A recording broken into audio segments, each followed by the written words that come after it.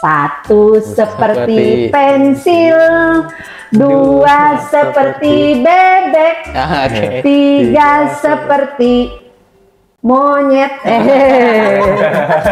Mungkin fokus perlu, tapi di saat anak mengeluarkan misalnya mengerjakan sesuatu, boleh boleh dipersilahkanlah kepada anak-anak memilih.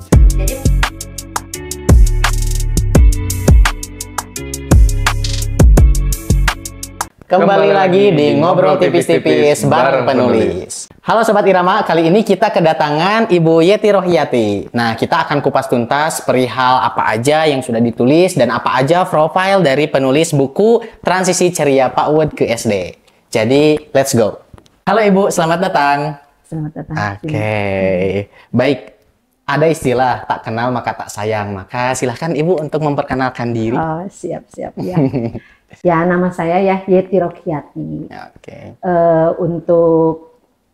Sudah berkeluarga, mempunyai anak 4, laki-laki 3, perempuan 1. Oke. Kemudian kalau latar belakang pendidikan di S1 UPI ya, jurusan bahasa Jerman. Wah, jago berarti bahasa Jermannya ya Bu. Jurusan bahasa Jerman. Kemudian setelah bergelut di dunia pendidikan nih, sudah sekian lama mengajar, lalu meneruskan dimasukkan sarjana UT selama 2 tahun. Jadi untuk dunia pendidikannya pun dilalui lah, khususnya mungkin untuk usia PAUD gitu ya. Karena ya sekitar 2 tahun lah menyelesaikan dimasukkan sarjana gitu. Jadi Ibu sarjananya ada 2 ya, lulusan pendidikan bahasa Jerman. Iya. Sama masukkan sarjana di iya, UT. Universitas Terbuka. Iya. Mungkin ini untuk guru-guru PAUD lain atau ibu-ibu di rumah, gimana sih pendekatan yang terbaik itu untuk biar anak-anaknya tuh yang tadi misalnya maunya main terus, jadi ya setidaknya maulah untuk mengenal angka, mengenal huruf gitu. Pendekatan terbaik ke anaknya itu gimana kalau menurut Ibu? Ya tadi ya, pendekatan terbaik kepada anak secara individual gitu ya. Secara individual, di sekolah juga sama, secara individual maupun kelompok. Tapi secara individualnya memang dengan media-media yang ada di rumah, di sekolah ataupun di rumah, bisa menjadikan media pembelajaran, mengenalkan angka, mengenalkan huruf, seperti itu. Apalagi mungkin di sini kan ada IPA-nya ya, ilmu pengetahuan alamnya, yang mengenalkan tentang makhluk hidup. Gitu, jadi ngelihat hewan. Iya, misalnya anak-anak kan mungkin ke rumahnya suka ada kucing, ayam gitu. Coba itu kucing ciptaan siapa? Misalnya ciptaan Allah. Coba lihat punya kaki berapa, bulunya bagaimana, matanya. Jadi kan itu kan IPA ya nanti ke ilmu pengetahuan alam nantinya gitu. Jadi sebetulnya sebagai orang tua ataupun guru PAUD ya kita bisa membelajarkan apapun dari lingkungan sekitar, baik yang terdekat maupun terjauh, bisa menjadikan media pembelajaran. Karena di sekolah pun dengan media pembelajaran itu diambil dari lingkungan sekitar, dari batu, dari ranting, dari pohon. Sebetulnya di lingkungan keluarga juga ada ya. Cuma memang kita bagaimana menyajikannya, gitu. Bagaimana anak bermain, seperti itu. Karena di sekolah pun gitu. Misalnya kita mau mengenalkan lingkungan ilmu pengetahuan alam, terus bisa nyambung dengan bahasa Indonesianya, bisa nyambung dengan matematikanya, itu bisa gitu. Berarti ini lengkap banget ya isinya. Betul sekali, lengkap banget. Nah, yang paling harus jadi perhatian buat kita, buat Sobat Irama, buat ayah bunda, urgensinya dengan mengajarkan anak untuk mau belajar dengan media buku, karena anak tuh perlu adanya pendampingan dan juga harus adanya kontak fisik ya Bu ya? Betul. Kalau misalkan kita belajarnya hanya menggunakan gawai saja, kan anak-anak akan mudah lelah untuk menerima beragam warna dan juga kecepatan dari perpindahan halaman ya Bu ya? Dengan media ini, dengan buku, anak-anak akan lebih mudah berinteraksi, akan lebih mudah karena memang rangsangan otaknya itu sesuai dengan apa yang dilakukan oleh tangannya, yang disentuh oleh tangannya seperti itu. Dengan adanya tadi betul ya Bu ya, pengenalan angka melalui media, melalui cangkir, melalui pulpen, batu dan lain sebagainya ya seperti itu.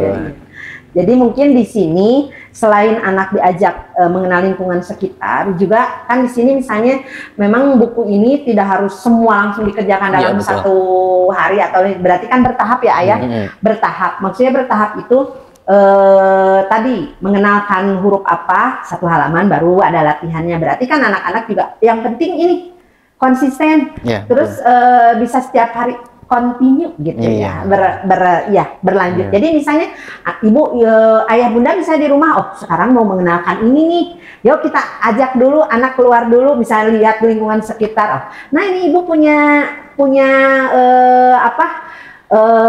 kegiatan yang bisa anak kerjakan. Boleh nih satu halaman, atau boleh anak-anak boleh memilih, karena sekarang itu anak-anak itu nggak bisa kamu harus mengejarkan ini, harus enggak, ditawarkan. Ada kesepakatan Kak, ada kesepakatan. Seperti di kelas juga sama, kesepakatan itu sangat perlu. Jadi nanti di saat anak misalnya sedikit melenceng, atau misalnya ada kegiatan yang dia lakukan selain yang ditugaskan, tinggal diingatkan tadi gimana kesepakatannya, kan sekarang mau mengerjakan ini dulu.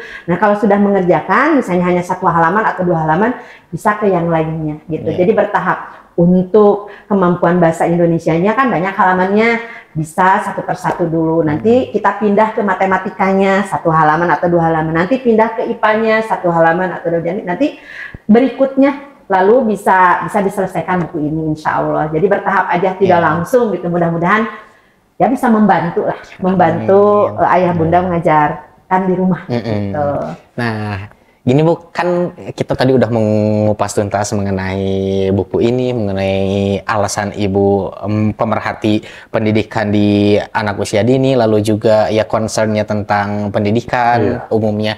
Nah kasih contoh Bu, ice breaking atau team building kayak ke anak-anak itu seperti apa? Biasanya gitu. Ketika mereka ngelakuin kelompok berarti gitu ya. Iya. Atau kalau misalkan anak-anak tiba-tiba ngantuk atau nggak semangat, nah gimana untuk bisa biasanya games apa dari meningkatkan titik fokus kita biasanya anak-anak. Mengenalkan dengan tepukan, dengan bernyanyi. Gimana? Kita kasih contoh. Dengan bernyanyi, bermain tepuk, atau apa ya, misalnya ya bisa banyak hal sih yang bisa dilakukan itu buat anak-anak gitu. Misal tepuk semangat ya. Misalnya anak-anak Bu gua udah capek tuh apa? Ayo nah kita berdiri dulu gitu, tepuk semangat misalnya. Yo tepuk semangat. Semangat gitu. Mungkin seperti itu, tepuk semangat gitu ya.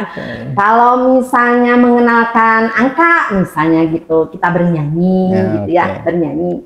Jadi mengenalkan anggota tubuh bisa dengan bernyanyi gitu ya. Jadi banyak hal sih sebetulnya.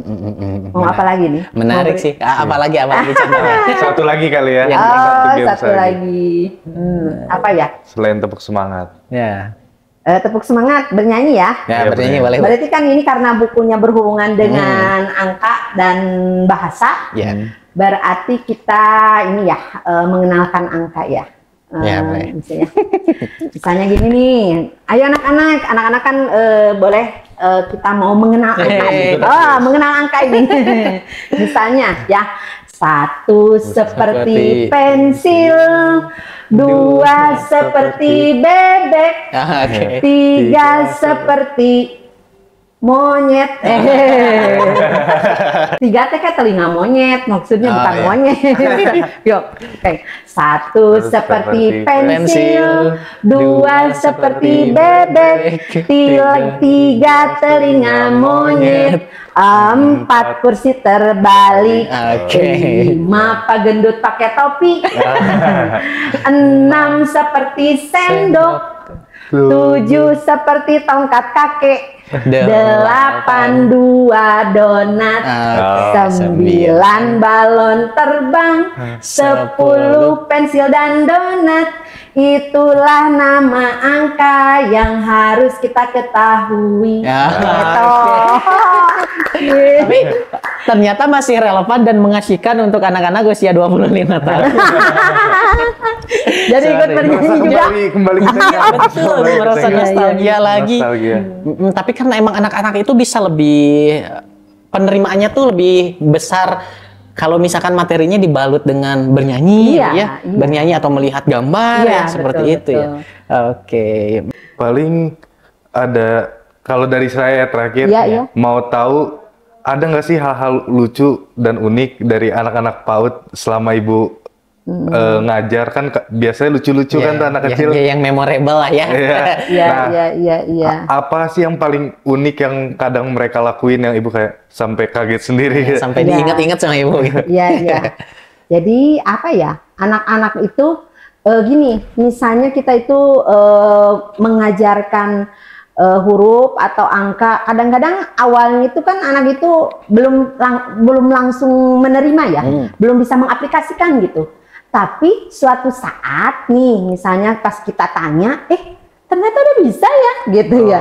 Ternyata dari proses, nah ini karena butuh proses itu ya, yang memang sering diberikan kepada anak, ternyata anak-anak itu sebetulnya menyerap apa yang diberikan oleh gurunya gitu, atau oleh orang tuanya. Suatu saat nanti anak itu akan mengungkapkan, misal gini ya, namanya anak-anak kan aktif bergerak nih. Kadang-kadang ya nak, mungkin kita butuh untuk fokus ya. Anak kita mengajarkan kepada anak di saat fokus, tolonglah nak, misalnya ayah, bunda atau ibu guru mau anak-anak duduk dulu sebentar mendengarkan bu guru sebentar aja, 5 menit aja. Nanti setelah itu boleh anak-anak melakukan kegiatan sesuai keinginan anak-anak. Mungkin fokus perlu, tapi di saat anak mengeluarkan misalnya mengerjakan sesuatu, boleh boleh dipersilahkanlah kepada anak-anak memilih. Jadi mungkin itu yang memang teringat sama saya, itu anak-anak itu ternyata unik lah. Setiap anak, jadi yang tidak terbayangkan bahwa itu anak itu bisa, misalnya dikasih pembelajaran beberapa kali, kenapa ya kok belum aja? Tapi suatu saat ternyata waktunya tepat, ternyata bisa juga. Misalnya anak mengenal angka 1 sampai 10, awalnya kok agak lumayan gitu ya. Misalnya kadang ingat, kadang lupa gitu. Tapi suatu saat kita bisa gitu, bisa menuliskan, bisa menyebutkan, bisa ini ya. Kemudian sama huruf juga gitu. Jadi yang memang intinya kepada guru ya, saya sebagai seorang guru, jadi ternyata memang intinya proses itu yang sangat menentukan gitu. Proses yang sedikit demi sedikit dikenalkan, sedikit demi sedikit, meskipun anak aktif pun tidak mendengar, sebetulnya anak mendengar gitu. Karena tipe-tipe belajar kan berbeda-beda ya. Ada tipe belajar yang auditori gitu ya, mendengarkan, kemudian kinestetik gerak gitu ya, tapi mendengar gitu. Ya mungkin itulah dari tipe-tipe tersebut. Jadi guru juga ya, kita juga mengenal, berarti anak-anak belajarnya seperti ini, anak-anak yang ini belajarnya seperti ini. Yang penting kita memediasi aja, memberikan media yang terbaik buat anak, dan anak-anak senang melakukannya. Mungkin itu karena memang di akhir ternyata pas mau naik kelas misalkan, ternyata alhamdulillah proses itu dari proses yang sudah kita berikan, ternyata ada yang anak-anak serap dan ada anak-anak yang bisa gitu. Sesuai target lah gitu. Menjadi kepuasan tersendiri untuk seorang guru ya, kalau anaknya mengerti. Gitu. Jadi bangga ya, ternyata yang kita sampaikan itu. Berarti kagetnya kaget baik, bukan kaget buruk. Kaget baik. Iya. Tapi kebanyakan sih yang ya kalau misalnya untuk kegiatan pembelajaran sih yang baiknya ya. Kalau untuk yang buruknya biasanya dari pengaruh bahasa. Kadang lingkungan ya. Misal ada kata-kata kasar terungkap gitu ya. Pas ditanya, kita juga nggak langsung menjudge ke anak ya. Pas ditanya, ternyata berteman dengan di lingkungan itu yang lebih besar. Terus bahasanya juga seperti itu. Jadi itu sih hal-hal yang ya tetaplah sebagai seorang ayah bunda, orang tua, kemudian guru di sekolah mengingatkan kepada anaknya supaya ya yang baik itu seperti apa. Anak-anak nggak apa-apa belajar, namanya belajar pasti kan ada yang salah ya, berarti tinggal diarahkan aja. Mungkin seperti itu sih pengalaman mah, insya Allah nih anak-anak bisa mengikuti kegiatan pembelajaran dengan baik gitu ya. Tapi mungkin itu peringatan juga Bu, berarti untuk orang dewasa untuk nggak ngeluarin kata-kata kasar di sembarang tempat. Betul. Karena takutnya ada anak kecil yang dengerin. Sebetulnya tidak diajarkan anak mendengar, betul Kak? Mendengar karena pernah ditanya, misalnya kata A misalnya gitu ya. Dari mana? Itu kan AA itu di sana, dia bilang gitu, katanya gitu. Berarti memang lingkungan. Tapi tinggal kasih, nak, kalau itu kan kasar, misalnya nggak baik ya kalau diucapkan terus seperti itu. Tapi akhirnya sih bisa juga, mau juga mengikuti gitu. Mungkin seperti itu. Paling Ibu, kalau misalkan dari Yupi yang terakhir nih Bu, ya. Pesan kepada para ayah bunda dan juga adik-adik ke depannya tentang urgensinya membaca buku itu seperti apa Bu? Iya, jadi ya untuk ayah bunda tetap ya mengenalkan literasi ya, mungkin yang sekarang kita kenal. Ya. Literasi itu baik huruf ataupun angka memang harus sejak dini. Misalnya dengan tadi ya ayah bunda semangat mengajak putra putrinya untuk bercerita, kemudian juga senang terhadap buku gitu ya. Kemudian juga mungkin ayah bunda bisa mengajak secara individual mengenal lingkungan sekitar untuk mengolah dalam konsep berhitungnya gitu ya. Insya Allah sih kalau misalnya dengan terus-menerus diajak untuk bercerita atau mengenal lingkungan sekitar, meningkatkan kemampuan berhitungnya, insya Allah nanti anak-anak nanti kedepannya pun akan lebih senang, lebih semangat untuk belajarnya gitu ya. Jadi intinya ayah bunda semangat terus untuk mendampingi, membersamai putra putrinya. Jadi tidak hanya di sekolah saja, apalagi anak-anak ini yang sedang masa peralihan gitu dari TK ke SD. Jadi dengan media buku ini bisa menjadikan salah satu pelengkap lah untuk membersamai putra putrinya di rumah, gitu untuk ayah bunda. Kalau untuk di kelas, untuk ibu gurunya, karena bisa juga oleh ibu guru dipergunakan. Seperti itu mungkin. Nah Ibu, terima kasih banyak atas waktu dan juga kesediaannya bisa berbincang-bincang bareng kami di sini di Irama Media. Kita jadi semakin tahu tentang PAUD. Betul sekali. Ini juga terkhusus sih untuk kita ya, untuk kita anak muda yang bisa jadi representatif bagi anak-anak yang nantinya agar memiliki tutur bahasa yang baik. Lalu juga kita bisa mengarahkan tentang pentingnya membaca, literasi seperti itu, dan termotivasi juga Ibu meskipun belum punya istri dan anak.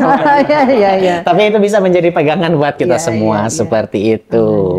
Nah ayah bunda dan sobat Irama yang mau bukunya agar anak-anak ayah bunda bisa lebih aktif, adaptif, dan juga bisa lebih kreatif lagi, di mana nanti anak ayah bunda kan ada transisi dari PAUD ke SD, harus kenal orang baru, tahu minta maaf, tolong, terima kasih ke guru-gurunya, mengerti mengenai budi pekerti. Buku ini bisa banget jadi panduan dan juga bimbingan untuk ayah bunda mengajari anak-anaknya.